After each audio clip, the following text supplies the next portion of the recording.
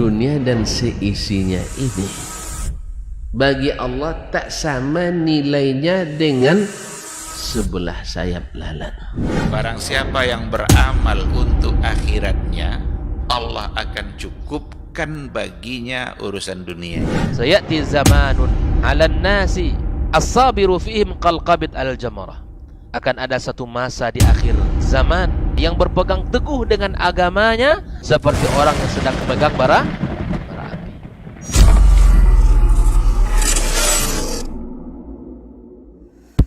Baik, bismillah. Assalamualaikum warahmatullahi wabarakatuh. Alhamdulillahirabbil alamin wassalatu wassalamu ala asyrafil anbiya'i wal mursalin wa ala alihi wa ashabihi ajmain, amma ba'd. Rabbi shrah li sadri wa yassir li amri wahlul 'uqdatam min lisani yafqahu qawli. Para pemirsa KMTV dan juga Radio Robani, pendengar Radio Robani 91,1 FM dimanapun antum dan antuna berada. Alhamdulillah kita bersyukur kepada Allah Subhanahu wa taala. Kita kembali di Diktat Dialog Keilmuan Islam bersama Ustadz. Dan untuk kesempatan hari ini kita sudah bersama guru-guru kita. Alhamdulillah kita bersyukur kepada Allah Tabaraka wa ta'ala atas segala nikmat yang dilimpahkan kepada kita bersama untuk hari ini. Dan juga kita bersalawat dan salam kepada Rasulullah Sallallahu Alaihi Wasallam selaku uswah hasanah kita dalam kehidupan. Senantiasa kita bermohon salawat dan salam kita tersambung hendaknya kepada seluruh keluarga, kepada para sahabat-sahabatnya radhiyallahu anhum ajmain, dan juga kepada orang-orang yang tentunya berpegang teguh kepada sunnah-sunnahnya hingga hari kiamat kelak. Baik pemirsa KMTV dan juga Generasi Robani, pendengar Radio Robani dimanapun antum dan antuna berada. Di kesempatan kali ini kita akan membahas sebuah judul, yaitu orientasi tegakkan tauhid. Kalau kita singkat dengan OTT. Tapi apakah OTT yang sebenarnya? Kita akan simak nanti penjelasan masing-masing dari guru kita yang sudah hadir di studio untuk hari ini. Kita sapa dulu mereka. Assalamualaikum warahmatullahi wabarakatuh, Ustadz. Masya Allah, ini adalah Ustadz Dr. Dasman Yahya Mali LCMA Hafizahullah Ta'ala, guru kita yang selaku juga pembina ataupun pemateri tetap dari Radio Robani. Kemudian ada guru kita Ustadz Dr. Hidayatullah Ismail LCMA Hafizahullah Ta'ala. Assalamualaikum Ustadz. Sehat Ustadz ya? Alhamdulillah. Generasi Robani dan juga pemirsa KMTV dimanapun antum dan antuna berada, untuk tidak memperpanjang muqaddimah, kita akan langsung saja dengarkan tema atau bahasan kita untuk hari ini, OTT atau orientasi tegakkan tauhid. Seperti biasa kita minta kesediaan pertama dari guru kita Ustaz Dr. Dasman Yahya Mali LCMA Hafizahullah Ta'ala. Falyatafadhal mashkur Ustaz.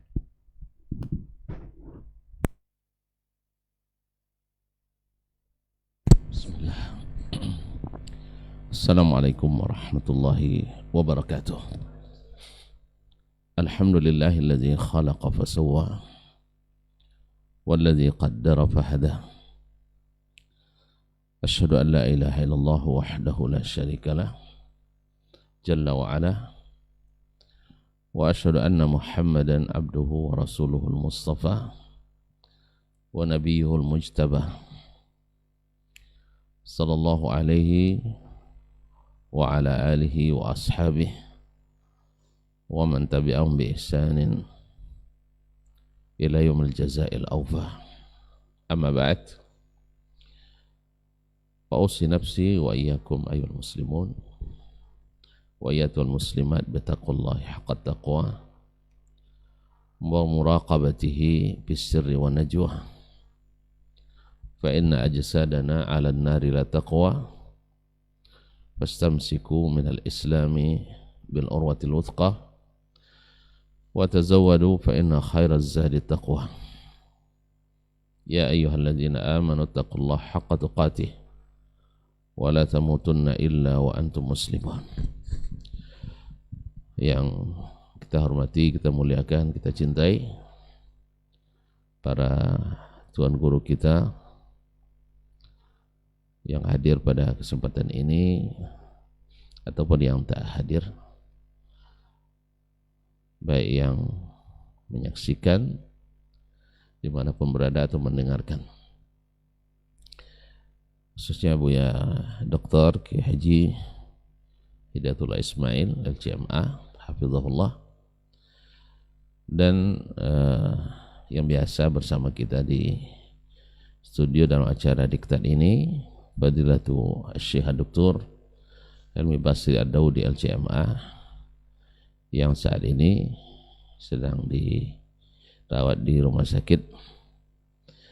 Kita sama-sama doakan mudah-mudahan Allah SWT angkat penyakitnya, disembuhkan dengan sesungguh-sungguhnya, dan ditingkatkan derajatnya, dan dihapus dosa-dosa dan kesalahannya.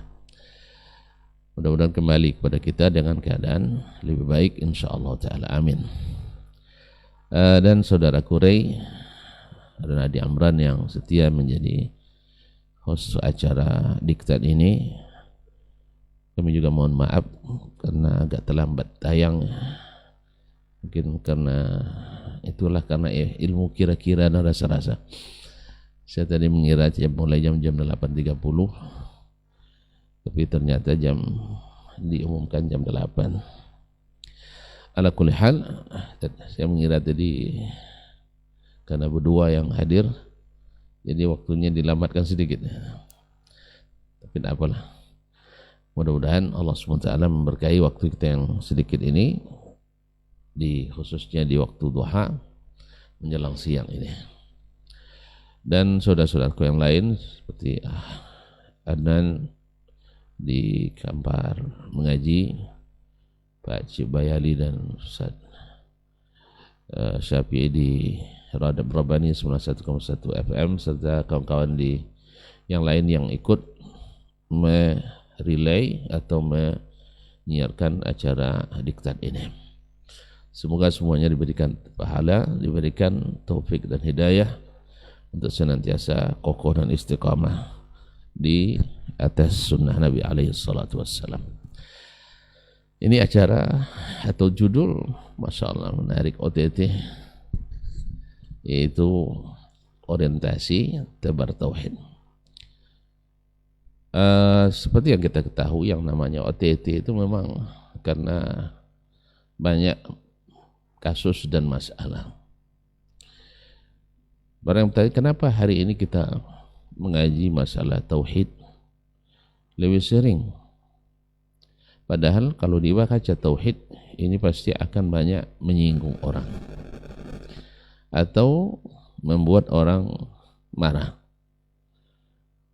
Dan alangkah baiknya kita mengaji hal-hal yang kita sepakati saja.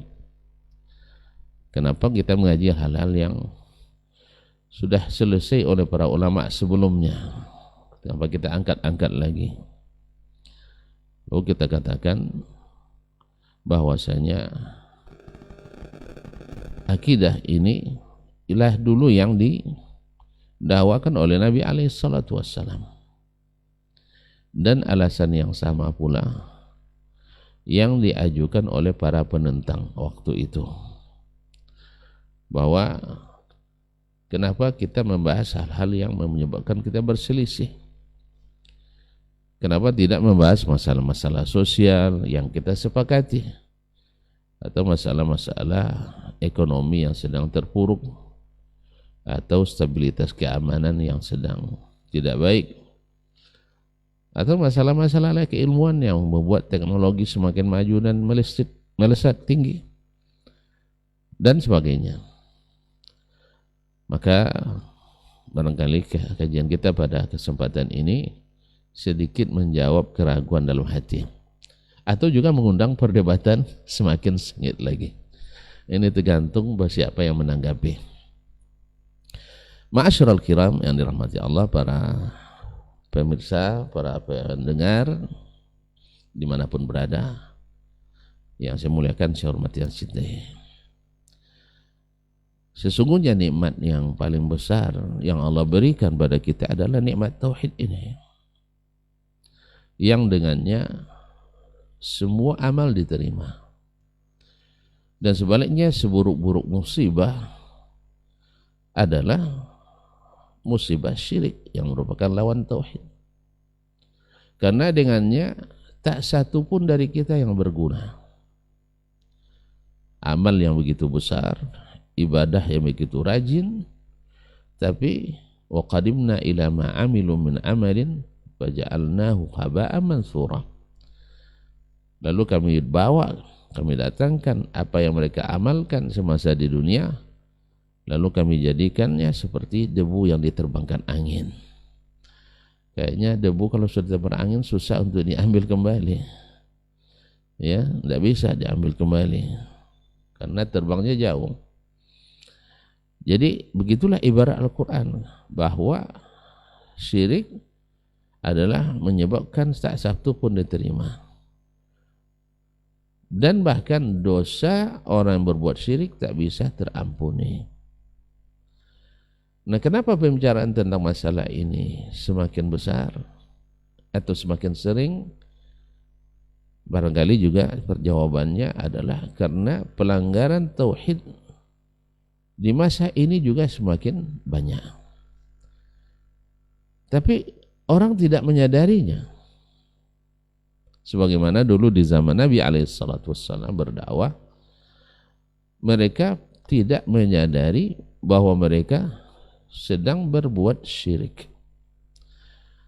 Sebab bagi mereka bahwa syirik itu adalah dalam bentuk syirik rububiyah, yaitu mengakui ada pencipta yang mengatur alam selain Allah. Itu memang tidak ada mereka lakukan. Barangkali sebagian aliran dalam Islam, khususnya ahlul kalam misalnya hari ini, juga ketika membahas tauhid, ya katanya tidak boleh bagi tauhid Ustaz, tapi ternyata ada juga pembagian tauhidnya, yaitu tauhidullahi fi zatihi fala qasima lahu. Itu mentauhidkan Allah pada zatnya, sehingga tidak ada yang sebanding dengannya. Yang kedua, tauhidullah fi sifatihi, mentauhidkan Allah pada sifatnya, fala syabiha lahu, tidak ada syabih yang menyerupainya pada sifat-sifatnya.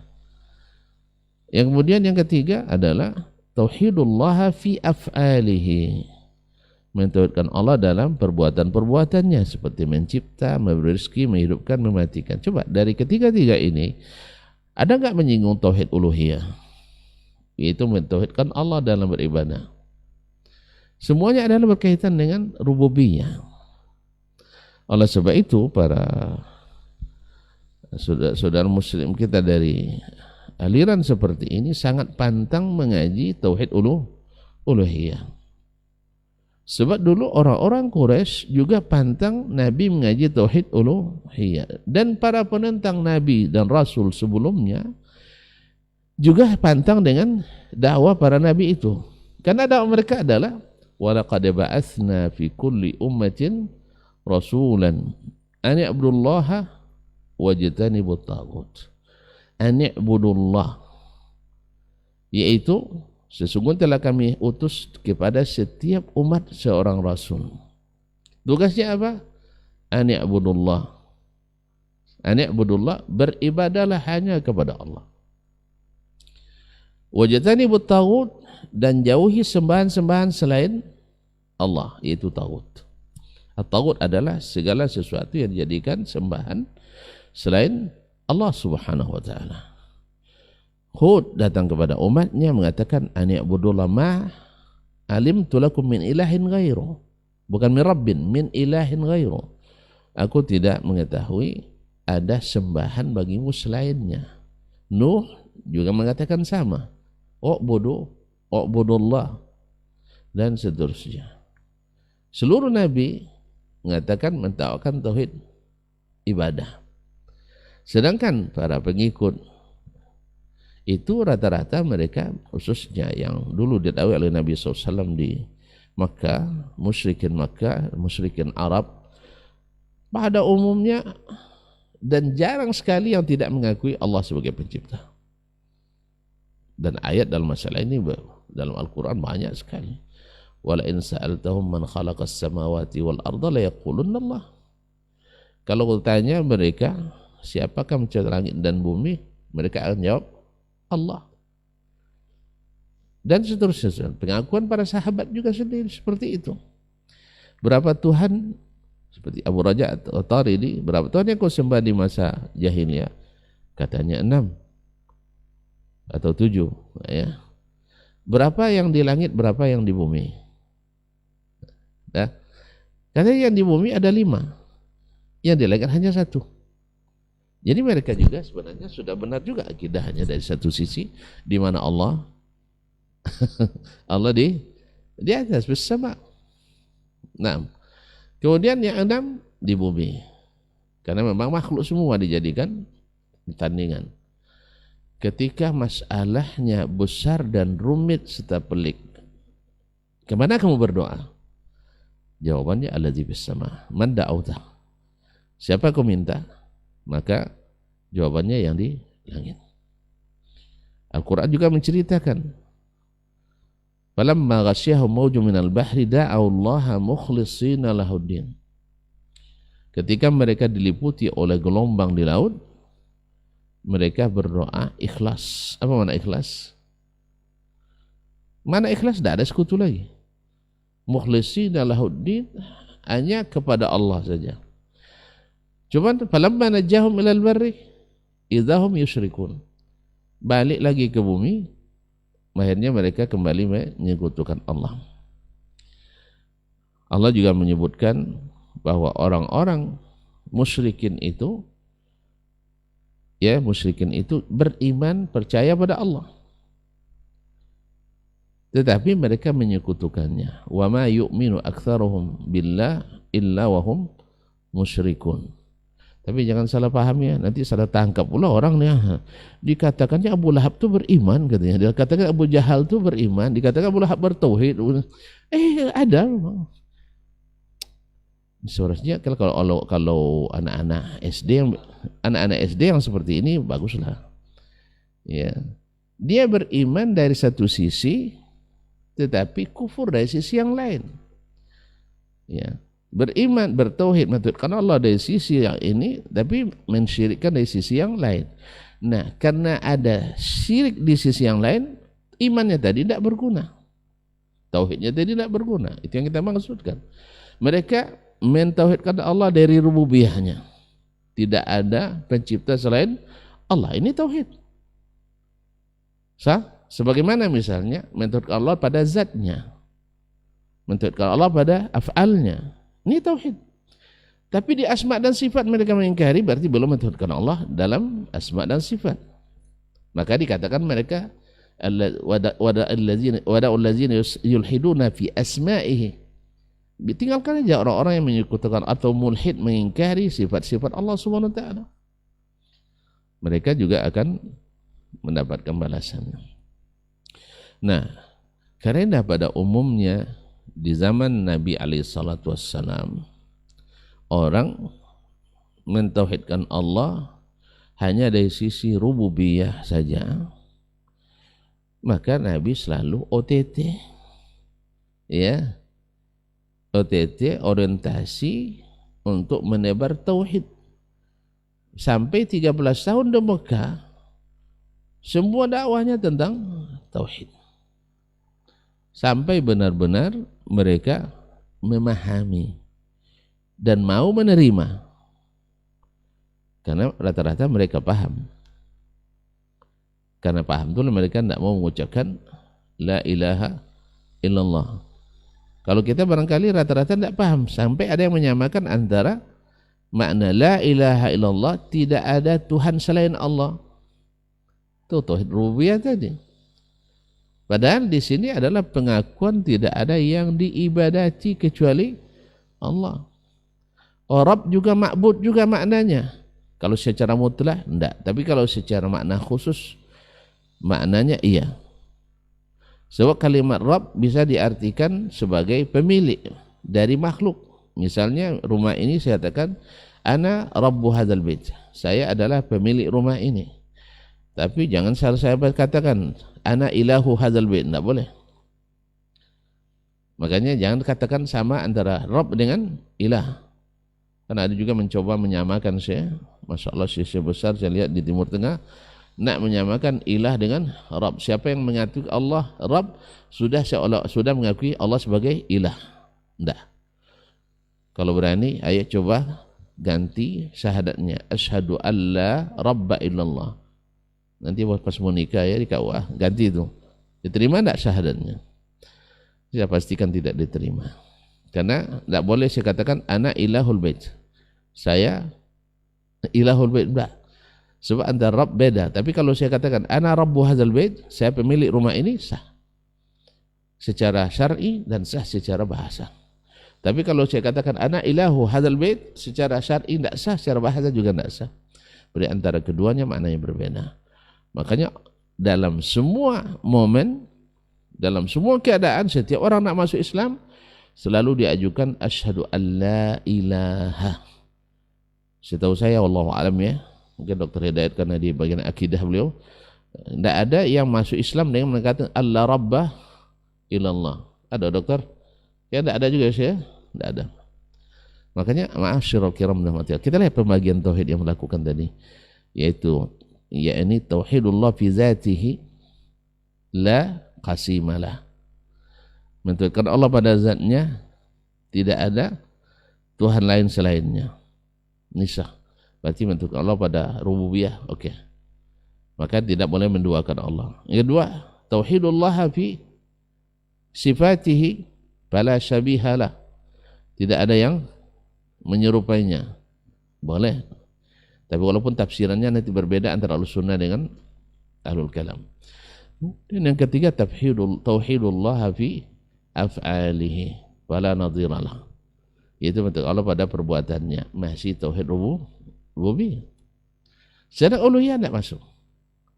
Makanya banyak pelanggar tauhid uluhiyah dari kalangan Al-Mu'tazilah, Jahmiyah, Kullabiyah, Asy'ariyah dan semua aliran ilmu kalam.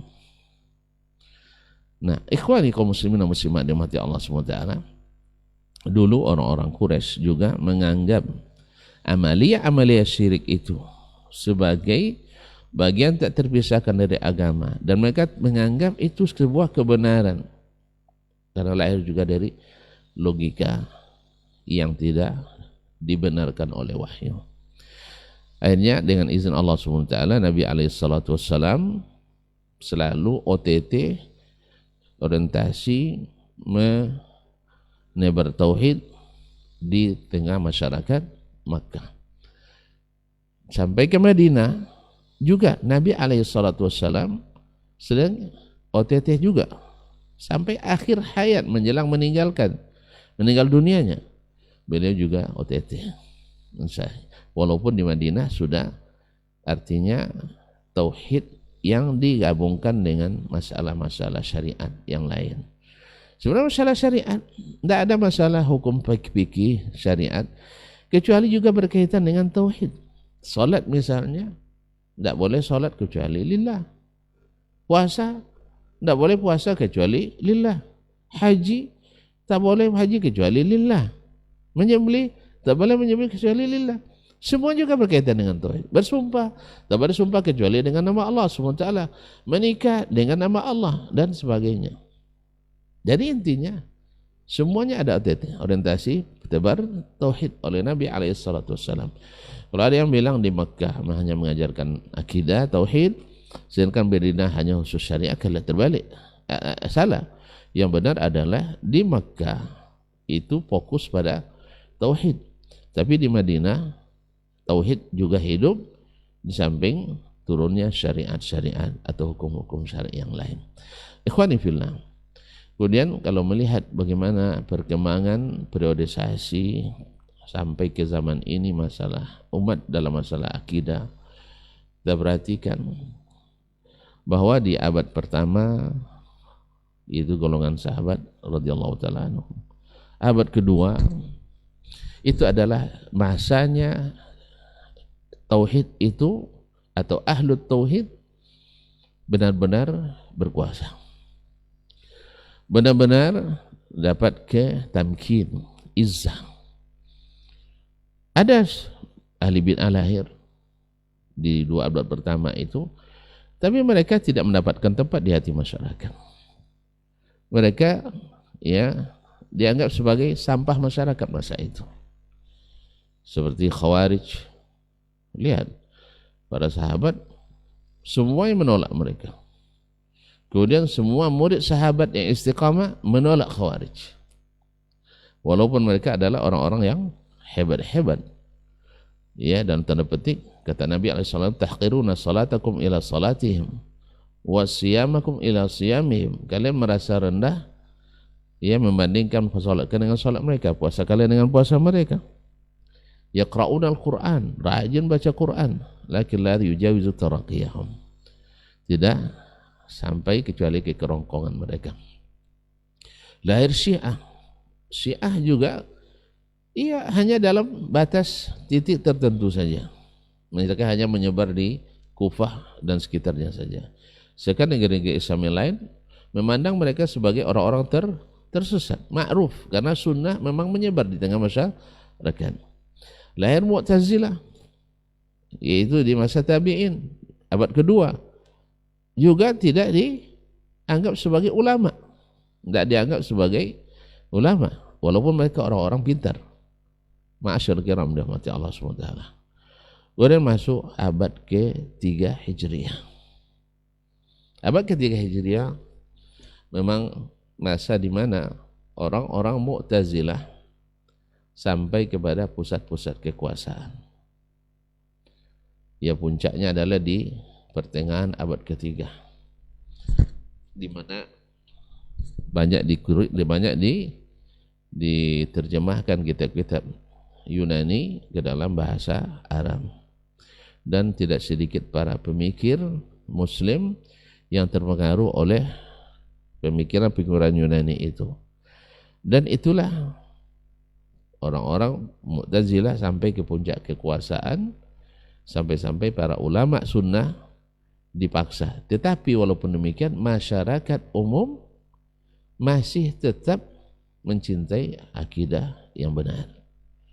Masih tetap, walaupun keadaan demikian, imam-imam al-sunnah masih banyak yang berani, seperti Imam Ahmad, Al-Buwaiti, Asy-Syafi'i dan sebagainya. Mereka masih tetap bertahan. Al-Buwaiti kan murid Syafi'i rahmatullahi alaih. Kemudian Ahmad bin Nasr al-Marwazi sampai dibunuh oleh Al-Ma'mun dan lain-lainnya. Mereka sampai menghalalkan darah para ulama sunnah. Tapi masyarakat secara umum masih menghormati ulama ahli sunnah.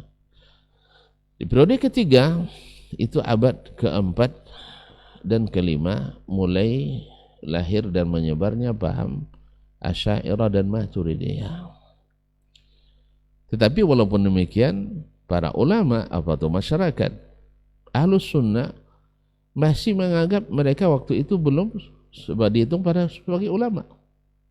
Ibaratnya kita melihat sekarang para orang-orang orientalis, liberal, para pemikir, profesor-profesor yang tokoh-tokoh agama yang lebih banyak pemikirannya daripada ilmunya.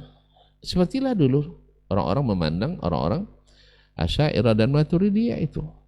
Bahkan di antara ulama seperti Al-Harawi, penulis kitab Zammul Kalam wa Ahlihi, dia sampai melaknat mereka di mimbar-mimbar. Melaknat mereka di mimbar-mimbar. Sampai pada abad ke-6 Hijriah dan abad ke-7 itu mulai Asy'ariyah, sampai pula seperti pendahulunya Mu'tazilah ke pusat-pusat kekuasaan. Walaupun demikian, waktu itu Ahlussunnah masih juga dapat memberikan pencerahan-pencerahan kepada kaum muslimin. Dan di abad periode kelima atau keempat atau kelima ya, yaitu di abad ke-8 Hijriah. Abad ke-8 Hijriah ini terjadi persaingan yang sangat sengit antara para ahli sunnah dengan Asy'ariyah dan ahli ulama kalam. Di masa itu Ibnu Taimiyah dan murid-muridnya menjadi incaran orang-orang ahli kalam, berkolaborasi dengan orang-orang sufi yang juga banyak lahir dari situ, dan orang-orang Syiah serta orang-orang Mu'tazilah. Akhirnya mereka memegang pentas kekuasaan, sehingga buku Ibnu Taimiyah dibakar. Imam Al-Mizzi saja hanya karena membaca kitab Khalqu Af'alil Ibad yang ditulis oleh Imam Al-Bukhari terancam mau dibunuh kalau tidak mau berhenti membacakan kitab itu. Jadi kayaknya ancaman ini terbalik nampaknya sih. Kalau mereka berkuasa, habis kita. Dalam sejarah justru yang memang yang terbalik. Kalau mereka yang sampai puncak kekuasaan, mereka yang menghabisi, bukan Ahlus Sunnah. Ahlus Sunnah tak pernah sampai seperti itu. Mereka hanya melarang paham-paham yang sesat itu, menjelaskan pada masyarakat. Tapi kalau sampai membunuh, memaksa dan sebagainya, kayaknya tidak ada Ustaz. Sampai menunggal muazzin dan sebagainya, kayak nggak ada kayaknya. Yang ada justru di situ. Kan kalau mereka menuduh Syekh Muhammad Abdul Wahab yang berjuang lebih kurang sampai berdirinya Saudi Arabia itu lebih kurang 40 tahun lamanya. Kemudian melalui perang sekitar 60 kali peperangan seperti disebutkan oleh Jabarti dan juga oleh Ibnu Ghanam, bahwa lebih kurang 60 kali peperangan. Yang tewas dalam perang yang sebanyak itu hanya lebih kurang 4.500 orang. Ya, sampai berdiri Arab Saudi yang tewas itu aja lebih kurang 4.500 orang. Barangkali kan antum mau tahu, ya, kalau mau tahu yang tewas di masa sebelum berdiri Saudi diserang oleh Ibrahim Basha dari Mesir yang merupakan utusan Turki Utsmani untuk meredam dakwah Syekh Muhammad Abdul Wahab. Mereka mengepung berbulan-bulan itu Dir'iyah sampai akhirnya Abdullah bin Saud menyerahkan diri dengan syarat Ibrahim Basha membebaskan rakyat Dir'iyah. Dia menembus rakyatnya dengan dirinya, tangkaplah saya. Tapi dengan syarat hentikan pengepungan. Subhanallah, dia ditangkap pimpinannya, tapi Dir'iyah masih tetap dikepung sampai jatuh. Dan sebelum jatuhnya saja, Ibrahim Basha buat sayembara seperti disebutkan oleh Abu Mas'ud dalam tarikhnya. Syekh Muhammad bin Wahab Ad-Da'iyah Al-Muftara alaih sebutkan masa pengepungan saja itu Ibrahim Basha dari Mesir, utusan Turki Utsmani, membuat sayembara. Siapa yang membawa ke depannya kepala Wahabi, begitu mereka sebut, kepala Wahabi satu, maka dinilai waktu itu $5 Amerika. Waktu itu kan mahal itu waktu itu. Sampai terkumpul di depannya hampir 5.000 tengkorak. Lebih banyak dari peperangan 60 kali peperangan tadi. Jadi sebenarnya siapa yang sebenarnya berbahaya kaum muslimin dan muslimat dirahmati Allah? Kalau jujur dengan data. Karena sejarah itu dicatat. Kalau antum bilang ada muazzin karena baca innallaha malaikatahu yusholluna 'alan nabi. Ini di mana faktanya? Masjid mana? Siapa muazzinnya? Siapa pelakunya? Kapan tanggalnya? Kalau tidak jelas berarti namanya dusta, fitnah. Walaupun yang menyebutkannya seorang mufti. Karena mufti sama dulu mufti Mu'tazilah juga dia yang pegang. Di masa Khilafah Abbasiyah mereka semua pegang itu jabatan fatwa itu. Qadil Qudat, MA Mahkamah Agung mereka yang pegang. Mereka buat aliran sesat itu adalah Ahmad bin Hanbal. Jadi mufti-mufti seperti ini, dan memang terbukti betul Ahmad Zaini Dahlan itu adalah pendusta besar. Karena apa yang dia tuliskan adalah kebencian. Apa yang dia tuliskan tidak sesuai dengan fakta lapangan. Nah, dan itu sudah dijawab oleh para ulama dan para ahli sejarah kita. Ala kulli hal, kalau katakan karena dia mufti, banyak juga mufti yang berbohong. Ya, banyak juga buktinya mufti yang menghalalkan darah orang berdemo di Mesir itu maknanya.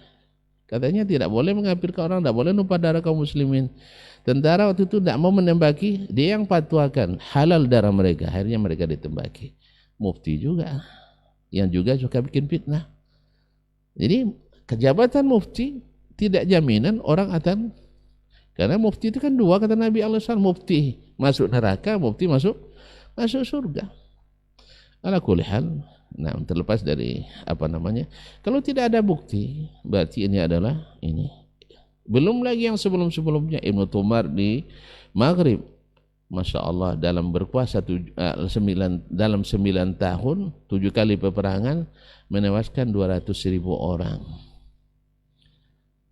Ini kan mereka jawab, ini kan motifnya adalah politik. Anda kan juga mengatakan kalau mereka berkuasa artinya politik juga. Ini mencapai kekuasaan dengan 200.000 selama 7 tahun. Ini hanya tewas dari kedua belah pihak 4.500. Ini tertuduh pembantai, ini tertuduh pahlawan. Apa bedanya kita dengan Amerika menilai Israel? Israel membela diri, orang Palestina teroris. Sama. Palestina yang tidak bersenjata teroris.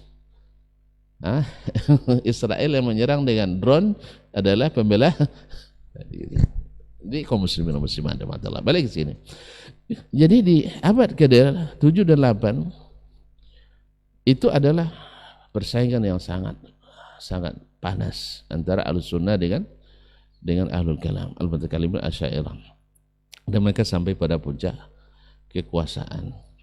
Sampai Al-Izz Ibnu Abil Izz Al-Hanafi, ya seperti disebutkan oleh Ibnu Hajar dalam Ad-Durar, sampai mereka merebut istri, mereka memenjarakannya dan merebut istrinya dan mereka nikahi, padahal masih dalam iddah.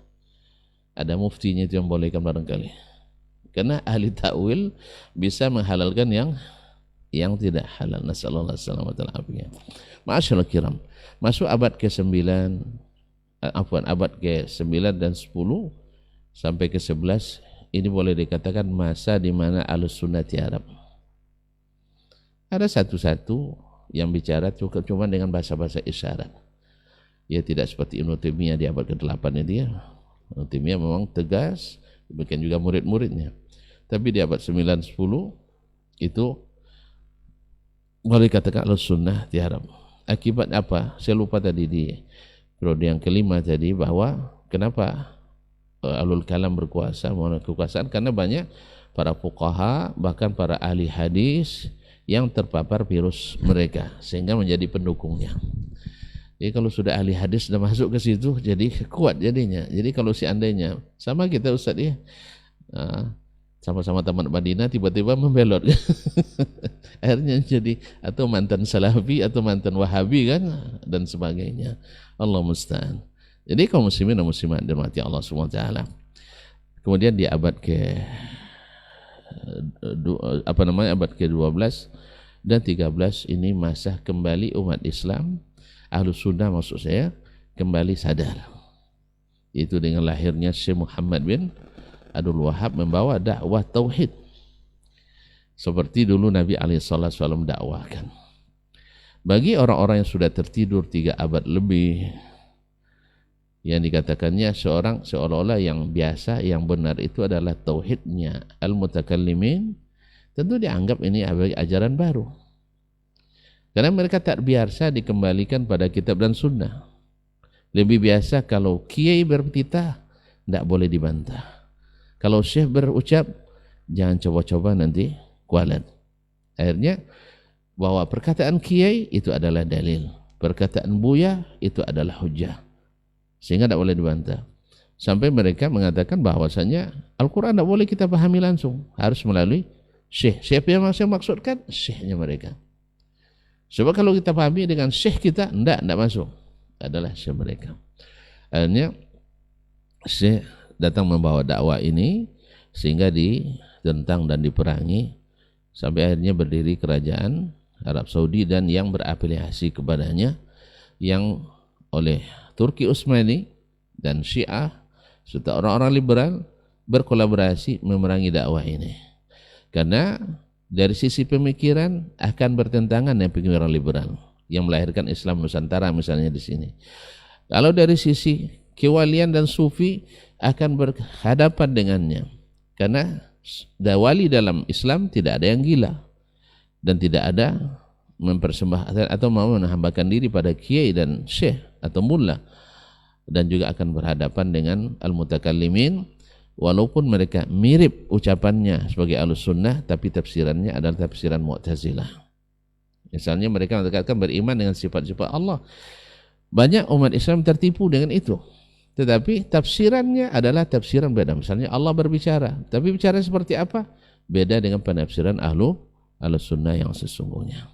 Kemudian abad ke-14, yaitu di abad kita sekarang ini, mulai umat Islam membersihkan akidahnya, membersihkan hal-hal yang bercampur baur, karena memang kitab-kitab referensi sudah bercampur baur.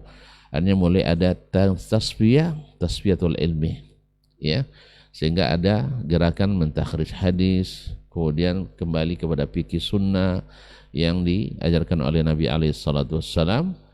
Tentu kalau di sini bergerak, tentu di sana akan bergerak pula. Kalau di sini OTT, maka di sana juga harus siap dengan strategi. Terjadilah persaingan yang seperti yang kita lahir hari ini, sehingga banyak pula mereka membentuk gerakan yang sama, seperti ada gerakan Al-Hanabilatul Judul. Dia seolah-olah menghidupkan mazhab Imam Ahmad bin Hanbal, tetapi dari sisi fikih. Kemudian mereka menyelipkan kesesatan akidah yang dianut oleh sebagian pengikut mazhab Imam Ahmad rahimahullah ta'ala, lalu mereka sisipkan dalam pemahaman-pemahaman tersebut.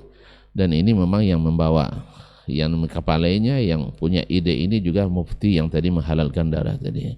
Nasallallahu alaihi afiyah. Akhirnya kenapa di masa ini kita lebih banyak juga OTT, yaitu orientasi tebar tauhid, karena memang fenomena yang terjadi, hal-hal yang merusak tauhid juga di zaman kita, kadang secara resmi dilindungi. Oleh sebab itu maka karena sayang kepada umat, karena amanah ilmu dan dakwah, ya kita harus menyampaikan walaupun pahit. Sebab seperti yang akan dikembangkan oleh Syekh kita nanti, fenomena syirik dan lemahnya tauhid di abad sekarang ini yang menyebabkan kembali OTT semakin digencarkan supaya ada bersih-bersih akidah, bukan hanya bersih-bersih perbendaharaan negara. Terima kasih dan mohon maaf, mudah-mudahan bermanfaat. Mungkin akan kita kembangkan nanti melalui Syekh Dr. Hidayatullah Ismail atau melalui interaktif dengan para pemirsa atau pendengar. Wabillahi taufiq wal hidayah, wallahu taala alam. Wassallallahu ala nabiyyina Muhammadin wasallam. Wassalamualaikum warahmatullahi wabarakatuh.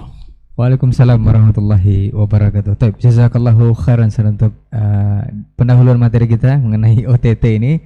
Masya Allah, kita akan lanjutkan mendengarkan dari guru kita Ustaz Dr. Hidayatullah Ismail LCMA Hafizahullah Ta'ala. Falyatafaddal masykur Ustaz. Bismillahirrahmanirrahim. Assalamualaikum warahmatullahi wabarakatuh. Alhamdulillah Rabbil Alamin. Wassalatu wassalamu ala ashrafil mursalin Nabiyyina wa habibina Muhammadin wa ala alihi wa ashabihi ajma'in. Asyhadu an la ilaha illallah wahdahu la syarika lah, al-malikul haqqul mubin, wa asyhadu anna Muhammadan abduhu wa rasuluhu al-mab'utsu rahmatan lil alamin. Ya ayyuhalladzina amanu ittaqullaha haqqa tuqatih wa la tamutunna illa wa antum muslimun. Allahumma 'allimna ma yanfa'una wanfa'na bima 'allamtana wa zidna ilma. Amma ba'd. Para ikhwan dan kaum muslimin dan muslimat yang semoga senantiasa dirahmati Allah Subhanahu wa taala, khusus guru kita yang kita muliakan Dr. Dasman dan guru kita Dr. Helmi Basri yang semoga Allah Subhanahu wa taala angkat penyakitnya dan Allah berikan kesempatan kembali untuk bisa berbagi ilmu bersama kita. Seluruh ikhwah di studio dan kaum muslimin dan muslimat dimanapun berada, para pendengar Radio Rabbani 91,1 FM, merajut ilmu dan peradaban, rahimani wa rahimakumullah. Alhamdulillah, kita bersyukur kepada Allah Azza wa Jalla pada kesempatan yang barokah ini kita kembali bisa melanjutkan kajian kita, pembahasan tentang isu-isu keislaman yang tentunya sangat penting untuk kita angkat supaya umat menjadi tahu hakikat sebenarnya, sehingga tidak tenggelam di dalam kesalahan dan hanyut di dalam kebingungan. Mudah-mudahan Allah Subhanahu wa taala selalu memberikan kepada kita taufiknya serta semangat untuk senantiasa belajar, karena orang yang belajar dan bersemangat untuk bertafakur dalam agamanya, bahwa itu adalah salah satu tanda di mana Allah Subhanahu wa taala mencintainya dan menginginkan kebaikan untuk dirinya. Dan memang di antara tanda cinta Allah kepada kita, Allah pakai kita di dalam mengabdi kepadanya. Allah Subhanahu wa taala mudahkan kita untuk melakukan dalam berbagai ketaatan dan amal saleh yang dicintai olehnya. Kemudian salawat dan salam semoga senantiasa kita ucapkan kepada junjungan kita Nabi besar Muhammad sallallahu alaihi wasallam. Semoga salawat yang selalu kita baca menjadi bukti bahwa kita mencintainya, dan kita berharap kepada Allah Subhanahu wa taala agar Allah memberikan kita nanti izin untuk mendapatkan syafaatnya. Kaum muslimin dan muslimat rahimani rahimakumullah, tadi sudah panjang lebar guru kita Dr. Dasman menjelaskan tentang bahwa terjadinya kesyirikan dan kemudian beberapa contoh-contoh ya dari masa ke masa sudah dipaparkan secara detail oleh beliau. Dan memang kita harus selalu belajar dan membicarakan tema ini. Kenapa? Karena memang tema tauhid itu tema yang sangat urgent dalam agama kita. Karena posisi tauhid itu menduduki posisi fundamental dalam agama kita. Karena dia menjadi dasar dalam seluruh lini keimanan, ibadah, muamalah dalam kehidupan kita dalam agama ini. Bahwa bila mana seseorang maupun individu ataupun masyarakat, dia akan kehilangan arah ya di dalam hidup ini bila mana kehilangan tentang tauhid yang agung ini. Ya, akibat daripada tidak benarnya orang bertauhid kepada Allah Subhanahu wa taala, maka dia akan salah sikap ya. Dia akan salah bertindak, bahkan kehilangan arah di dalam menjalankan amanah yang besar di dunia ini. Nah, oleh karenanya kita penting selalu belajar dan terus membahas tema ini ya, karena memang banyak penyimpangan tadi seperti yang beliau sampaikan guru kita tadi. Karena banyaknya penyimpangan-penyimpangan, maka banyak juga harus dibahas. Jangan kita berada pada zona nyaman, sudahlah kita ambil hal yang disepakati sajalah gitu. Jangan ungkit-ungkit yang menimbulkan keresahan ataupun mungkin perdebatan. Tidak. Kita tidak sedang memancing dair keruh, dan kita tidak sedang memancing keributan, tapi kita sedang berusaha untuk mengajak diri kita masing-masing dan mengajak umat ini untuk kembali kepada tauhid yang benar. Kenapa kita belajar tauhid? Karena tauhid merupakan dasar dan tujuan kita diciptakan Allah Subhanahu wa taala. Semua kita tahu keberadaan kita di dunia ini adalah untuk beribadah kepadanya. Allah Subhanahu wa taala mengatakan, "Wa ma khalaqtul jinna wal insa illa liya'budun." Inilah tugas utama kita. Ya, bahwa kita beribadah kepada Allah Subhanahu wa taala. Dan liya'budun dalam ayat tersebut para ulama mengatakan liyuwahidun, agar kita mengesahkan Allah Subhanahu wa taala. Kita beribadah kepada Allah dan menyembah Allah Subhanahu wa taala semata. Dan tidak akan mungkin orang bisa menyembah Allah dengan benar. Ya, dan tidak akan mungkin orang bisa menyembah Allah Subhanahu wa taala dengan baik, dengan tulus dan ikhlas, kecuali dengan ilmu yang benar dan didasari dengan tauhid yang benar. Ya. Kemudian bahwa tauhid ini juga merupakan poros ya, merupakan mihwar, poros dakwah para nabi dan rasul sejak Adam alaihissalam sampai Nabi kita Muhammad sallallahu alaihi wasallam. Ya, sebagaimana telah disebutkan dalam banyak ayat Allah SWT menyebutkan, walaqad ba'atsna fi kulli ummati rasulin walaqad ba'atsna fi kulli ummati rasulah an i'budullaha wajtanibut taghut. Itulah Allah utus setiap umat itu seorang rasul. Seruan mereka cuma satu, an i'budullah, agar kalian menyembah kepada Allah Subhanahu wa taala. Dan dakwanya para anbiya satu. Ya. Dakwanya para anbiya satu, walaupun syariatnya berbeda-beda. Nabi SAW mengatakan bahwa mereka ini berasal dari Adam alaihissalam. Ya, syariat mereka berbeda-beda, tapi agama mereka satu, yaitu dakwatut tauhid. Dakwatut tauhid. Maka dari Adam alaihissalam dan sampai Nabi kita alaihissalatu wassalam, maka seluruh seruan dakwah mereka satu, agar kita manusia di dunia ini mengesahkan Allah Subhanahu wa taala. Inilah fokus dakwah mereka. Nah, karena itu fokus dakwah para anbiya dan rasul, kita mesti fokus di dalam membahasnya. Jangan kita anggap sepele. Jangan kita anggap hal yang ringan dalam pembahasan tauhid ini. Ya. Yang ketiga, ikhwatal kiram rahimakumullah, bahwa tauhid ini merupakan salah satu kewajiban yang pertama dan yang terakhir dalam hidup ini.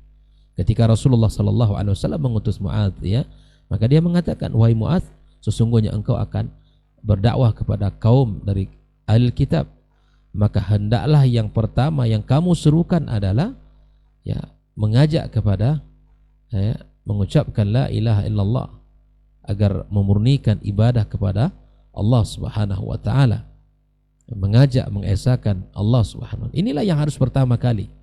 Makanya dimanapun ikhwatul kiram, yang diperbaiki itu adalah tauhidnya dulu. Nabi alaihissalam, Nabi kita di Mekah yang mengajak berdakwah, ya kemudian yang didakwakan adalah dakwatul tauhid, yang mengokohkan dasar-dasar agama ini, mengokohkan dasar-dasar agama ini. Belasan tahun Nabi di kota Mekah menguatkan pondasi-pondasi tauhid dan pondasi-pondasi yang lainnya di antara syariat itu nanti lebih dikuatkan di kota Madinah. Nah, oleh karenanya ikhwatul kiram, dakwah Nabi sallallahu alaihi wasallam bukan hanya pada dakwah tauhid tapi mencakup seluruhnya. Tapi Nabi SAW mengawali dakwahnya adalah dakwatul tauhid. Nah, siapapun ingin memperbaiki satu bangsa, kemudian kehidupan masyarakat atau kehidupan satu negeri, satu kampung, awalilah dengan memperbaiki tauhid. Ajarkan kepada mereka dakwatul tauhid, kenalkan mereka kepada Rabb mereka, kenalkan mereka tentang hak-hak Allah, kenalkan mereka kepada kewajiban-kewajiban mereka dan hak Allah Azza wa Jalla yang agung yang mesti kita tunaikan. Nah, dan kewajiban tauhid merupakan kewajiban terakhir, dan ini yang kita inginkan, bahwa ketika menjadi orang yang akhir kalimatnya di dunia ini kalimat la ilaha illallah, maka dia akan masuk ke dalam surga Allah Subhanahu wa taala. Man kana akhiru kalami la ilaha illallah dakhala jannah. Ini yang kita harapkan, bahwa kita semua mati di atas tauhid ini dan mengakhiri kalimat kita kalimat tauhid. Karena kalau tidak, maka disitulah kerugian besar nanti akan menimpanya. Nah, orang-orang yang bertauhid, maka dia akan mendapatkan kenyamanan di dunia ini, kenyamanan di akhirat kelak, dan mereka akan mendapatkan petunjuk dari Allah Subhanahu wa taala. Maka ini di antara hal yang urgent. Kenapa dibahas tentang tauhid? Kenapa tebar tauhid? Kenapa tegak tauhid ini? Kenapa orientasi kita untuk menebar tauhid, kemudian menegakkan tauhid? Karena memang orang-orang yang beriman dan yang tidak mencampur adukkan keimanan mereka ini, maka kemudian mereka akan mendapatkan keamanan dan mereka akan mendapatkan petunjuk di dunia ini akan jelas. Karena subhanallah, orang bertauhid itu dia akan merasakan kenyamanan di dalam hatinya, ketenangan, ketentraman. Dan di samping nanti ada hal-hal lain, ketika kita menghadapi ujian, kita akan bisa menjawab dan kita akan bisa melihat berbagai macam fenomena-fenomena yang ada di masyarakat, berbagai macam penyimpangan. Kita akan mampu dan kita rasakan orang yang sudah berada di atas tauhid yang benar, dia akan kokoh, dia tidak akan mudah goyah oleh tamparan apapun, oleh angin yang kencang menerpa. Dia tidak akan mudah dia untuk diselewengkan, tidak akan mudah untuk dilencengkan oleh siapapun dia, apapun bentuknya yang datang kepadanya. Bila mana itu akan merusak, bahkan akan mengikis nilai-nilai tauhidnya, dia akan mudah untuk menyingkirkannya, akan mudah untuk menepisnya. Dan itulah orang kalau sudah memiliki tauhid yang benar. Maka ikhwatul kiram rahimakumullah, bahwa banyaknya penyimpangan-penyimpangan ini dari kehidupan masyarakat, hal itu telah dijelaskan oleh Allah Subhanahu wa taala bahwa isyarat dalam Al-Qur'anul Karim, wa ma yu'minu aktsaruhum billah ya illa wa hum musyrikun. Bahwa tidak banyak orang yang beriman kepada Allah kecuali mereka syirik. Ya. Beriman tapi dalam kesyirikan, dan ini tidak kita inginkan ikhwal kiram. Kita beriman kepada Allah Subhanahu wa taala, kita dalam keadaan dengan tauhid yang benar. Ya. Dan memang seluruh kita ini sejak generasi Adam alaihissalam pada umumnya mereka di atas tauhid. Kana nasu, ya, mereka semuanya kata Allah Subhanahu wa taala ala ummati wahidah. Kita ini di atas satu umat. Kita ini semuanya di atas agama. Kemudian Allah utus ya seorang nabi yang memberi kabar gembira, yang beri peringatan kepada kita. Maka qadarkakumullah, kita sekali lagi belajar dan berusaha untuk meluruskan akidah kita, keyakinan kita, agar kita tidak melakukan kesalahan-kesalahan yang telah dilakukan, agar tidak melakukan kesalahan-kesalahan yang telah dilakukan oleh orang-orang sebelum kita.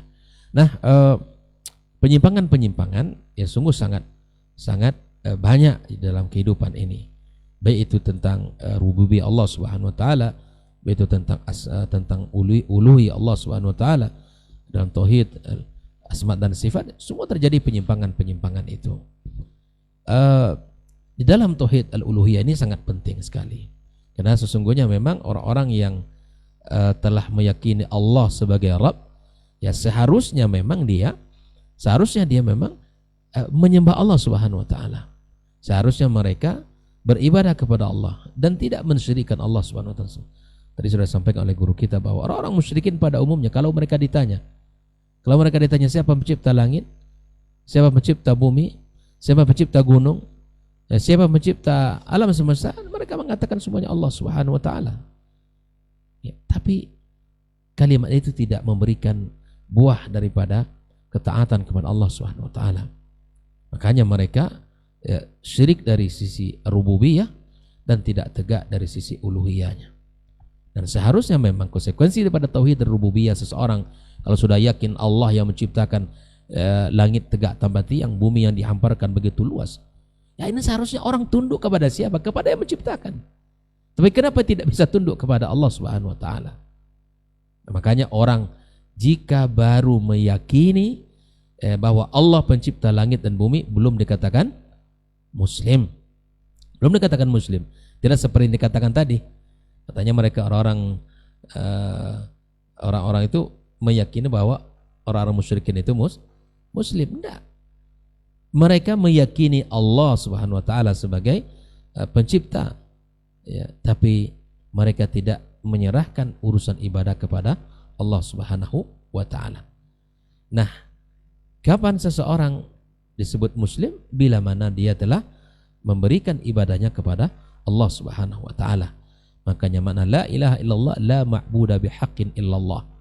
Tidak ada yang berhak disembah kecuali Allah Subhanahu wa taala. Ya.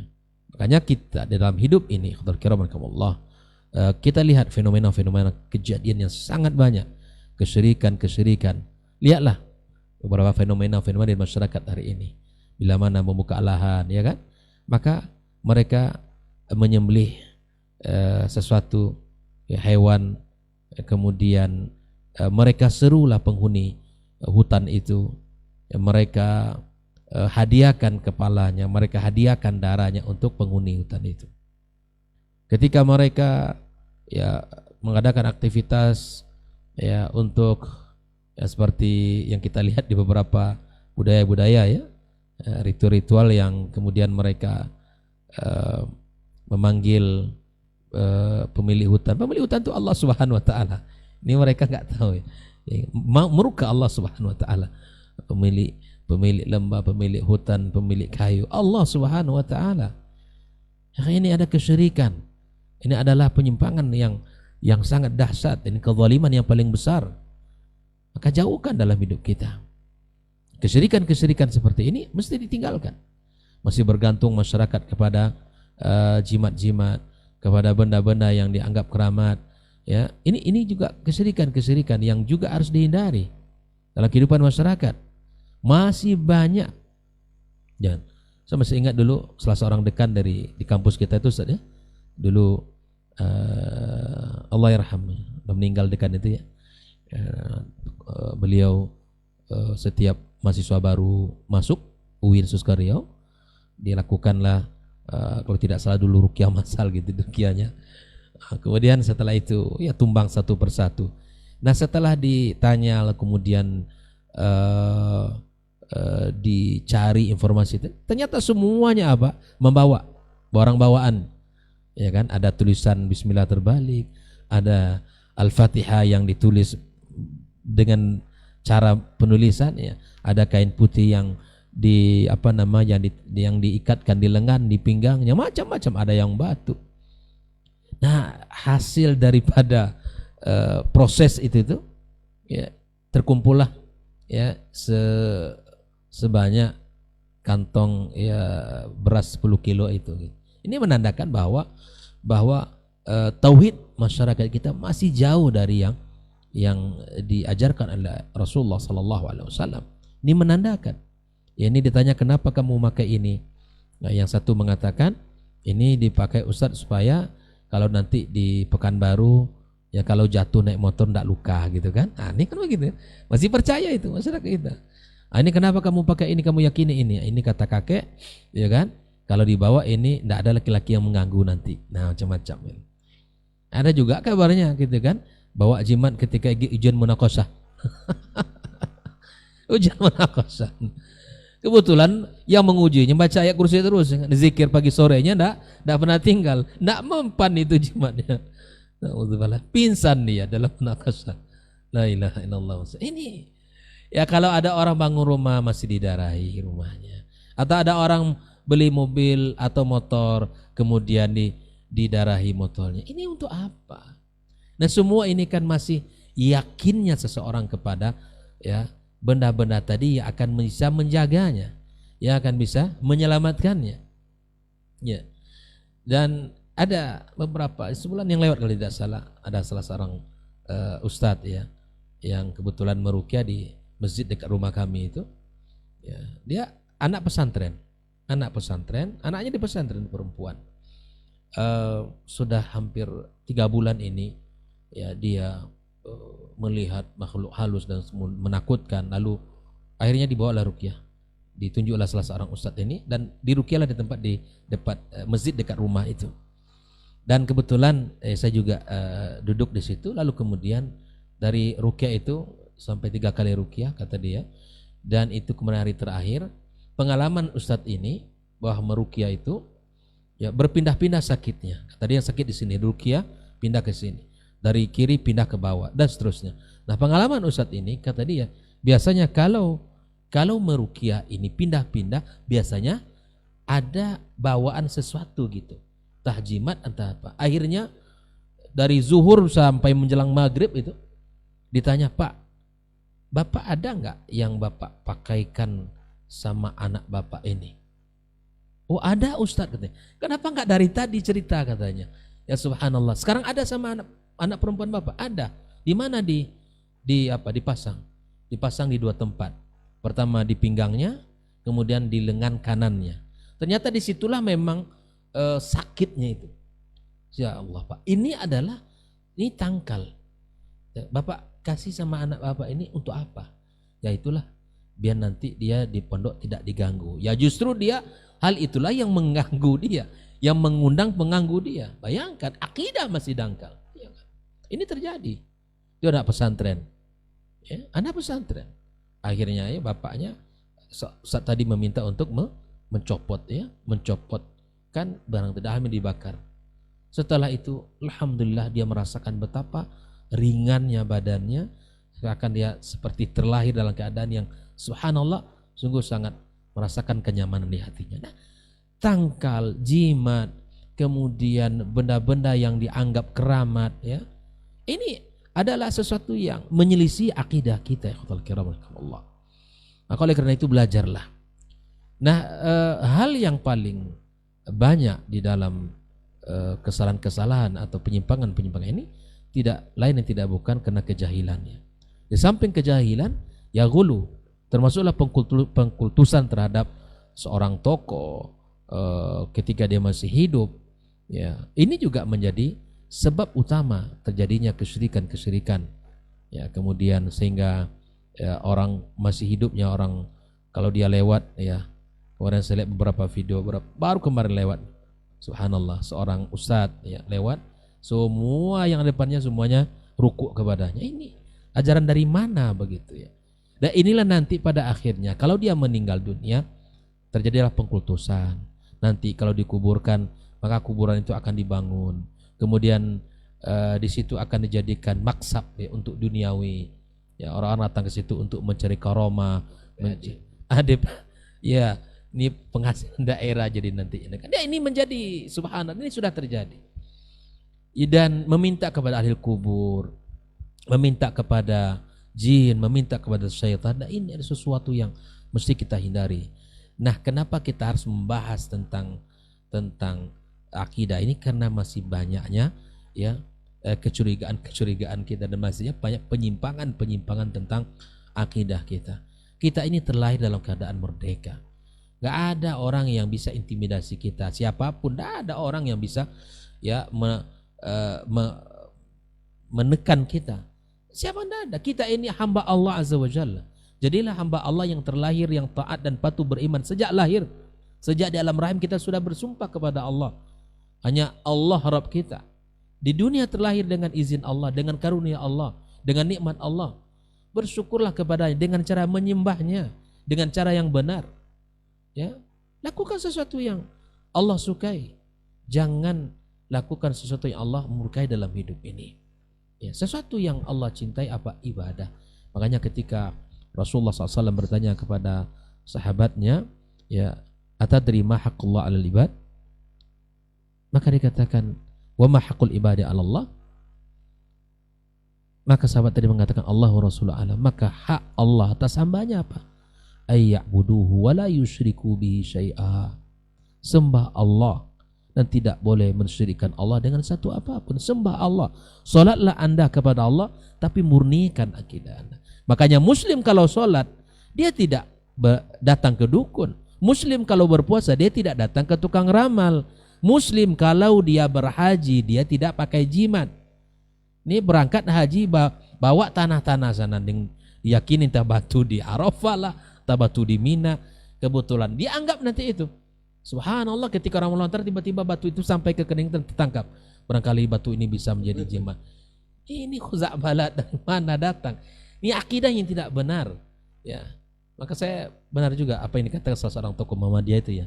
Kalaulah bukan karena ya Allah tunjuk mereka orang-orang ya orang Wahabi yang Allah amanahkan menjaga dua haram itu, mungkin tiang-tiang masjid sudah habis dibawa orang mungkin. Kiswah Ka'bah itu nak sampai ya sehari itu udah habis diganti karena robek semua. Dirobek semua, bawa diyakini itu sebagai benda yang akan membawa karamah bagi hidupnya, membawa berkah dalam hidupnya. Auzubillah ya khawatir kiram.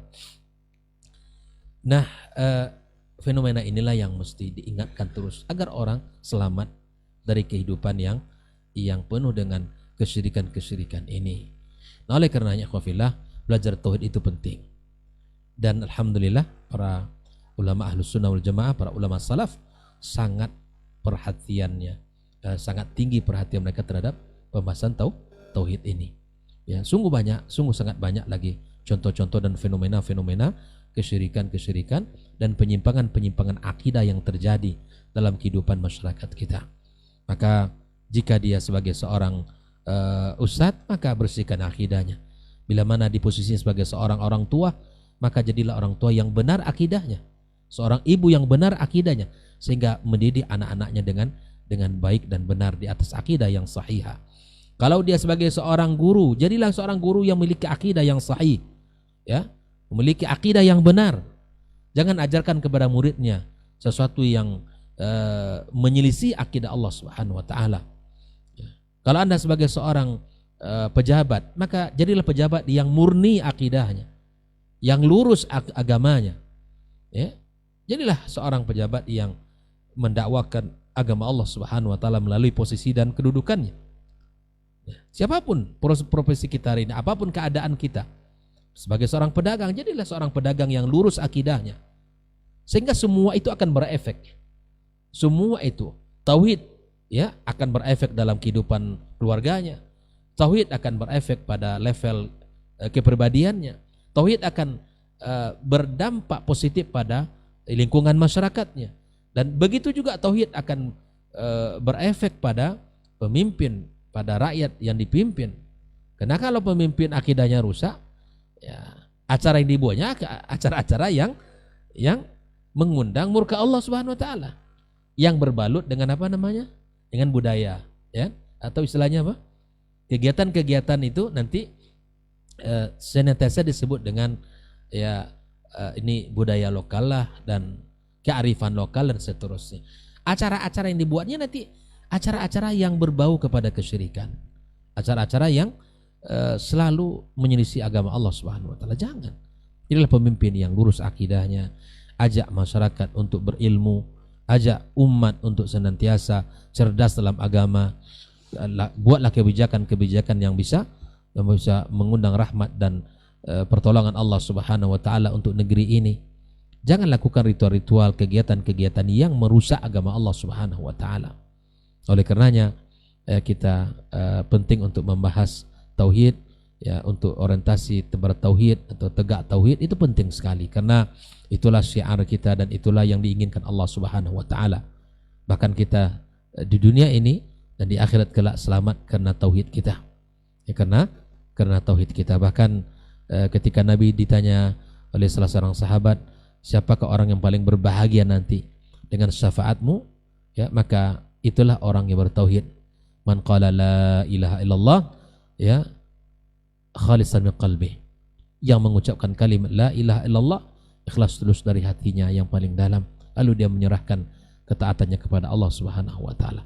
Maka kita melihat fenomena-fenomena yang terjadi di masyarakat, penyimpangan-penyimpangan ini tidak terlepas daripada lemahnya pemahaman tauhid, dangkalnya pemahaman tauhid ini. Sehingga apa? Sehingga sangat mudah percaya kepada para dukun, kepada tukang ramal, mudah percaya kepada benda-benda yang dianggap keramat, ya, benda-benda yang dianggap karomah dan seterusnya bisa mendatangkan manfaat. Nah, semua itu adalah makhluk lemah seperti kita lemah, dan tinggalkan semua itu. Tinggalkan semua benda-benda itu. Yakinlah hanya kepada Allah Subhanahu wa taala. Mintalah kepada Allah yang Maha segala-galanya. Allah khabir. Ya, Allah tahu apapun yang ada dalam hati kita, dalam diri kita. Allah sami'. Ya, Allah Maha mendengar, Allah basir, Maha melihat. Hanya kepadanya kita mengadu dan hanya kepadanya kita serahkan segala urusan kita. Ya, mudah-mudahan dengan sering kita belajar tauhid, akidah kita selamat, agama kita juga berada di atas pemahaman yang benar, dan amalan kita ya juga benar, ya tidak menyimpang, dan agama kita sesuai dengan apa yang diharapkan dan sesuai dengan tuntunan ya Rasulullah sallallahu alaihi wasallam. Semoga kita dan keluarga kita, bahkan masyarakat kita, ya, para pemimpin-pemimpin kita berharap kepada Allah Subhanahu wa taala kita diberikan keselamatan dan kebaikan di dalam menjalankan agama ini. Allah jaga kita dari kesyirikan dan penyimpangan-penyimpangan berupa penyimpangan dari sisi rububiyah, dari sisi uluhiyah dan asma dan sifatnya. Semoga kita jadi orang-orang yang muwahhidin, ya, yang dengannya kita akan mendapatkan kebahagiaan dunia dan akhirat kelak. Wabillahi taufik, demikian yang bisa saya sampaikan. Barakallahu fikum. Assalamualaikum warahmatullahi wabarakatuh. Waalaikumsalam warahmatullahi wabarakatuh. Taib, jazakallahu khairan Ustaz untuk materi kita di kesempatan hari ini. Semoga apa yang sudah disampaikan oleh guru-guru kita mengenai tema OTT ini dalam arti yang berbeda, dan insya Allah ini adalah arti atau singkatan yang sebenarnya untuk kita senantiasa menebarkan atau menegakkan tauhid menjadi orientasi utama dalam kehidupan kita, dan inilah yang akan menyelamatkan kita seperti yang sudah disampaikan oleh guru kita tadi. Sebelum kita jawab pertanyaan yang masuk di 082174909911, kita juga mengajak seluruh pemirsa dan juga pendengar untuk sama-sama kita berdoa kepada guru kita Ustaz Helmi Basri yang biasanya hadir bersama kita di Diktat ini. Mudah-mudahan beliau diberikan kesembuhan dan kesehatan seperti sedia kala dan bisa berbagi ilmu bersama kita kembali di kesempatan berikutnya. Baik, kita izin Ustadz jawab pertanyaan yang ada di layanan WhatsApp kita Ustadz. Assalamualaikum warahmatullahi wabarakatuh Ustadz. Semoga Ustadz berdua senantiasa dijaga Allah dan diberkahi ilmunya. Izin bertanya Ustadz. Ustadz, bagaimana cara menyampaikan atau berdakwah kepada dukun Ustadz? Yang mana dukun tersebut adalah pemuka masyarakat yang dihormati di kampung Ana Ustadz, dan juga merangkap sebagai pengurus masjid. Bahkan tak jarang juga menjadi imam sholat berjamaah. Dan kita sudah mengetahui kesalahan-kesalahannya Ustadz, tapi belum mempunyai ilmu yang kuat dalam menyampaikan kepadanya. Apa nasihat Ustadz dan bagaimana caranya? Bahkan Ana saat pulang kampung jadi tidak mau berjamaah ke masjid Ustadz, karena imamnya selalu beliau. Barakallahu fiik.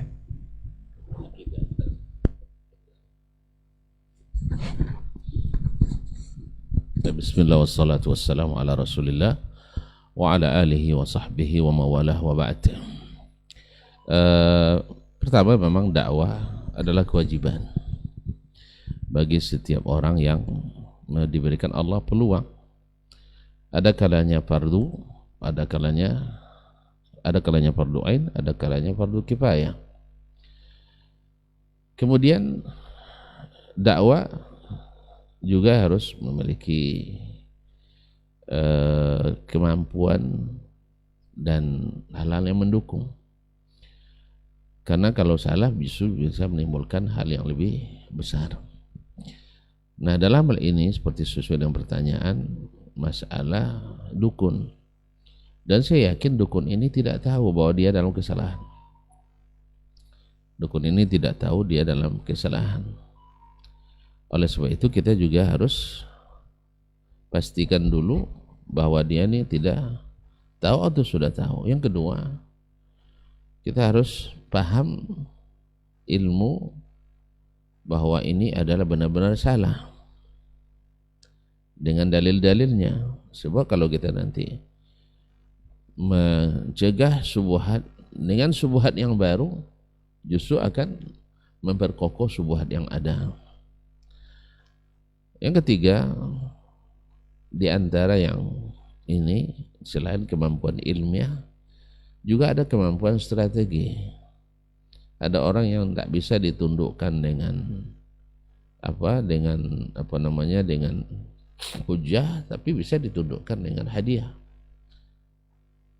Misalnya kita hadiahkan buku yang mungkin bercerita tentang masalah tauhid, yang di dalam pembahasannya tentu ada masalah mendatangi dukun. Kemudian juga harus ada keterangan apa yang dimaksud dengan pedukunan, sebab banyak dari kiai dia menyangka itu sebagai suatu ilmu putih, ya, bahwa pedukunan itu adalah syar'i. Yang tidak boleh itu adalah ilmu hitam, itu sihir. Sedangkan ilmu yang ini kan ada subuhat, dia kan ada selawatnya, ada syahadat di dalamnya, dicampur-campur kan itu. Jadi karena ada subuhat tadi, sehingga dia tidak menganggap itu sebagai sesuatu yang salah. Jadi harus ada keterangan. Dan yang ketiga, barangkali dengan mengajak, dengan tetap berbuat baik kepada ngajak untuk mengaji yang di dalamnya terdapat hal-hal yang menjelaskan kepadanya. Misalnya apabila selalu online, kita kirim aja kajian-kajian para ustadz, tapi yang istilahnya yang masuknya tidak memponis penjustis, ya. Karena ada sebagian kita memang lebih banyak justifikasinya daripada ajakannya. Barangkali sebagian orang ini tidak pas. Tapi kalau yang biasa dosis tinggi, kalau pendekatan kita tidak pas pula. Jadi dia kan barangkali kan orang belum ngaji, maka berikan dosis rendah dulu, yang sifatnya mengajak dan membimbing, bukan menghukum atau menggurui. Apalagi sudah jadi imam masjid, ya, khatib. Jadi ini perlu strategi-strategi. Dan yang paling bermanfaat di sini juga dialog. Tapi memang tadi harus kita menguasai. Imam Abu Hanifah rahimahullah pernah berdialog dengan Khawarij. Akhirnya membuat orang itu taubat. Ya, dengan dalil mereka sendiri. Dengan dalil mereka sendiri. Ya. Yaitu ketika Abu Hanifah rahimahullah ta'ala ditanya tentang bagaimana sikap Anda terhadap kami, apakah mengkafirkan atau tidak? Kata Abu Hanifah, dia tidak mengkafirkan kecuali yang Allah kafirkan. Habis itu dia pergi, kecuali orang kafir. Nah, akhirnya dipanggil lagi, yang masuk kami itu kami. Nah, kalau apanya, kalau dia sampai dia berdialog, semua ayat akhirnya membuat orang ini tersudut karena dia marah sama Abu Hanifah karena dia anggap berdosa besar karena tidak mengkafirkan orang kafir menurut mereka, pemerintah. Lalu Abu Hanifah mebalikkan, Anda menghukum saya kafir itu yakin atau dugaan? Katanya, saya kira. Kalau gitu Anda telah berbuat dosa besar. Karena Allah mengatakan, ya ulazina amanu ijtanibu katsiran minadh-dhanni inna ba'dadh-dhanni itsm. Berarti Anda sudah kafir karena telah mengkafirkan saya dengan zan. Akhirnya dia bertobat, alhamdulillah. Akhirnya dia bertobat dari pahamnya tadi. Dan yang seperti ini sangat-sangat penting. Jadi kita bukan menggurui tapi dengan berdialog. Nah, di sini pentingnya untuk berilmu. Saya juga sarankan kepada saudara yang bertanya untuk selalu intens berkonsultasi dengan dai yang ada di sekitar situ, yang dai sunnah atau dai yang paham tentang masalah ini. Wallahu taala alam. Kan ada tambahan dari Syekh. Fadal Ustaz. Apalagi memang dalam kondisi kita lebih kecil usianya daripada tokoh tersebut, itu sudah jelas ya, bahwa itu akan menjadi penghalang. Tapi dengan adab dan akhlak yang baik, insya Allah tetap menaruh orang tua tetap dihormati dan diberikan posisi gitu. Tapi dengan cara kita ya, tetap dengan ditambah ilmu, ya kita berilmu, kemudian dia tetap dihormati, diberikan posisi sebagaimana dia memang dihormati orang di negeri itu, di kampung itu, gitu. Bahkan ditunjuk sebagai imam ya kan. Nah, tunjukkan bahwa kita sayang kepada dan peduli kepadanya. Dan memang jangan langsung bicara tentang apa yang ada pada dia, karena orang kalau langsung disampaikan tentang apa yang sedang ia gandrungi, orang tidak akan mau terima, cenderung orang tidak akan terima. Dan orang terhadap apa yang dia jahil pasti memusuhi, pasti dia tidak suka gitu. Nah itu tadi yang disampaikan, Anda kuatkan ilmu tentang tauhid ini, kemudian di samping itu akhlak dan adab kepada orang yang seperti itu juga tetap dijaga. Memang hati kita akan merasa tidak nyaman memang dengan apa yang dilakukan, dengan aktivitas dia gitu. Tapi bagaimanapun kalau dia bisa kita dakwai dengan baik, maka insya Allah akan sangat mudah berpengaruh kepada yang lainnya. Makanya Nabi kita sallallahu alaihi wasallam memberikan perhatian dakwah juga kepada tokoh-tokoh suku di masa itu, kabilah-kabilah masa itu. Karena harapannya apa? Dengan Islamnya mereka, maka masyarakatnya juga bisa tunduk itu kepada agama Allah Subhanahu wa taala. Nah, kalaulah kita punya misalnya sedikit uang, maka konsep Nabi SAW katakan tahadu tahabu, saling memberikan hadiah ya. Karena yang dituntut bagi kita ada ikhtiar, usaha, hasil di sisi Allah Subhanahu wa taala. Kita tidak punya kuasa untuk memberi dia hidayah, kita tidak punya kuasa untuk ya memberi dia sadar di dalam agama ini, tapi Allah yang punya.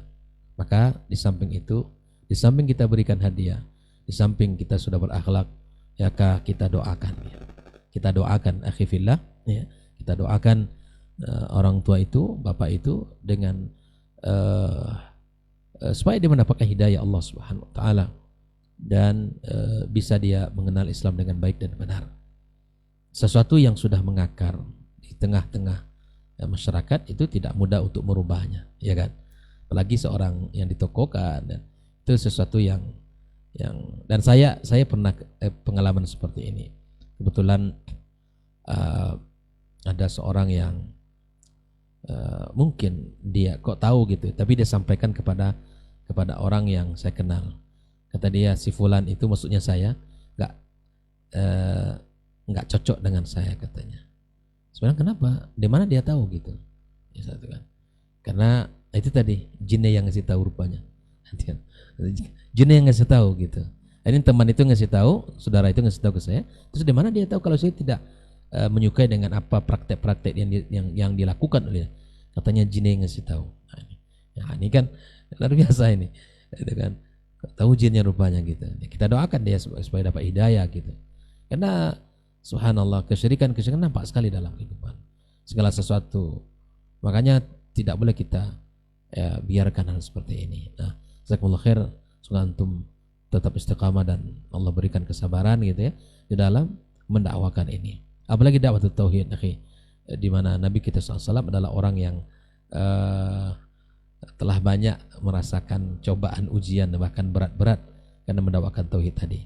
Maka nasihat kami untuk diri kami dan antum, pertama adalah ya minta kepada Allah SWT pertolongan, pelindungan, dan doakan mad'unya, orang tua itu, semoga Allah berikan hidayah.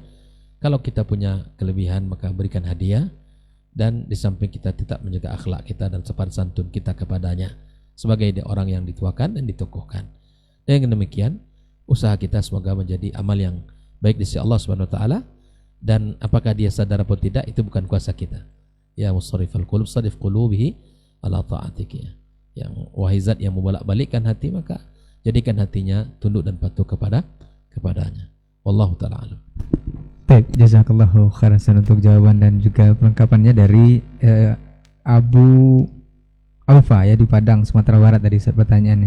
Untuk sholat jamaah tadi gimana Ustaz? Apakah boleh ikut atau memang nggak boleh aja gimana Ustaz? Karena dia imamnya katanya Ustaz. Jadi dia nggak mau sholat berjamaah karena imamnya si dukun tadi katanya. Tidak sholat aja keterangannya Ustaz. Tidak sholat di masjid itu karena si barangkali tetap sholat Ustaz. Nggak mungkin nggak sholat. Baik. Kita lanjut ke pertanyaan berikutnya Ustaz. Ada dari Ustaz. Jadi masalah sholat di belakang imam yang ternyata ada dukun. Dan wallahu alam jelas sekali bahwasanya orang yang mendatangi dukun, hadis riwayat Imam Ahmad, tidak diterima sholatnya 40 kali. Dan yang membenarkannya keluar dari agama Islam. Oleh sebab itu wallahu alam, kalau yang mendatangi aja tidak terima, apalagi dia sendiri. Wallahu ta'ala, maka itu sudah tindakan yang benar kalau kita mencari tempat lain untuk sholat. Wallahu ta'ala alam. Baik, jazakallah khairan Ustaz untuk jawaban. Satu pertanyaan lagi Ustaz dari Abu Hanifah di Tarai Ustaz. Assalamualaikum Ustaz. Ustaz, bagaimana hukumnya mensolatkan jenazah 2 kali Ustaz di masjid yang berbeda Ustaz?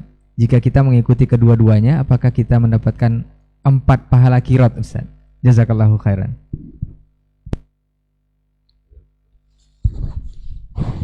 Taib, kalau pada asalnya kan sholat jenazah itu disolatkan sekali langsung diantar ke kuburan. Tetapi wallahu alam, saya tidak juga tahu dalilnya yang melarang untuk sholat beberapa kali. Sebab Nabi SAW dulu disolatkan oleh sahabat secara bergiliran satu-satu orang. Jadi sholatkan berkali-kali. Adapun disolatkan 2 kali oleh orang yang sama, wallahu alam, saya tidak mengatakan tidak boleh, tapi juga tidak mengatakan itu sebagai sunnah. Tapi kalau ada yang melakukan, saya tidak punya dalil untuk melarangnya. Wallahu alam. Baik, jazakallahu khairan untuk jawabannya. Mudah-mudahan Abu Hanifah di Tarai bisa paham, dan juga ini tentunya adalah ilmu untuk kita bersama di hari ini. Baik, sepertinya ini adalah akhir dari perjumpaan kita di Diktat kali ini. Mudah-mudahan apa yang sudah kita bahas dan kita diskusikan dan kita dapat dari guru-guru kita bisa kita amalkan dalam kehidupan sehari-hari, dan yang penting adalah memang orientasi pertama dalam kehidupan adalah untuk menebar dan menegakkan tauhid. Mudah-mudahan kita bisa mengaplikasikannya dalam kehidupan, dan juga untuk antum dan antuna semua pendengar dan juga pemirsa yang menyaksikan kita di hari ini, jazakumullah khairan. Juga untuk yang sudah bergabung beratensi di 082174909911 Ustadz, jazakallah khairan untuk ilmu dan juga waktunya. Semoga di kesempatan berikutnya atau di pekan depan kita akan bersama guru kita kembali. Kalau bisa bersama Ustadz Helmi juga, kita akan bersama-sama di tema yang berbeda insyaallah. Barakallahu fiik dan jazakumullah khairan untuk perhatian antum semua. Kita tutup dengan doa kafaratul majelis. Subhanakallahumma wa bihamdika asyhadu an la ilaha illa anta astaghfiruka wa atubu ilaik. Wassalamualaikum warahmatullahi wabarakatuh.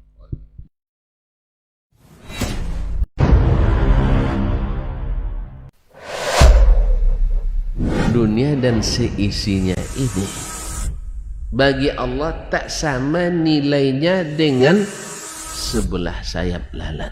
Barang siapa yang beramal untuk akhiratnya, Allah akan cukupkan baginya urusan dunia. Sayati zamanun 'alan nasi as-sabiru fihim qalqabit al-jamarah. Akan ada satu masa di akhir zaman yang berpegang teguh dengan agamanya seperti orang yang sedang memegang bara